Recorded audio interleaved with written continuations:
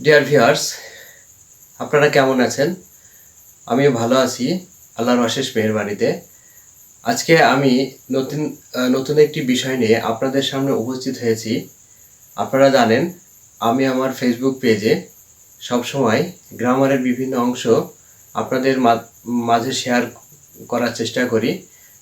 তারই ধারাবাহিক ক্লাস হিসেবে বা টিউটোরিয়াল হিসেবে আজকে আপনাদের সামনে আমি আলোচনা করব ইংরেজি গ্রামারের বা ব্যাকরণের একটি অত্যন্ত গুরুত্বপূর্ণ অংশ ভয়েস সম্পর্কে।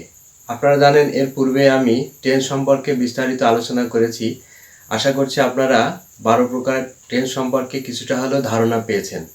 তো আজকে আমি আপনাদের সামনে প্রথম টিউটোরিয়াল হিসেবে ভয়েসের প্রাথমিক আলোচনাটা করব।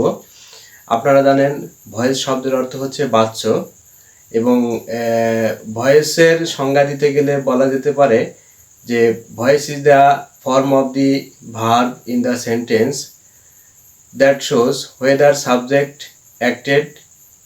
the subject is acted or is acted upon।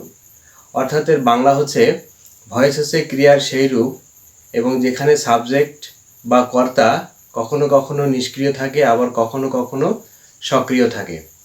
তো আমরা জানি যে ভয়েস প্রধানত ভয়েস দু প্রকারই বটে। একটি হচ্ছে অ্যাক্টিভ ভয়েস এবং অপরটি হচ্ছে প্যাসিভ ভয়েস। অ্যাক্টিভ ভয়েসের বাংলা হচ্ছে কর্তৃবাচ্য এবং প্যাসিভ ভয়েসের বাংলা হচ্ছে কর্মবাচ্য। অ্যাক্টিভ ভয়েসের ক্ষেত্রে কর্তা সরাসরি কার্য সম্পাদন করে। এক্ষেত্রে এই জন্যই আসলে এই ভয়েসটিকে অ্যাক্টিভ ভয়েস বলা হয়। অপরপক্ষে প্যাসিভ ভয়েস হচ্ছে কর্তা নিষ্ক্রিয় থাকে কিন্তু অন্যের কাজ কর্তার উপরে বর্তায়।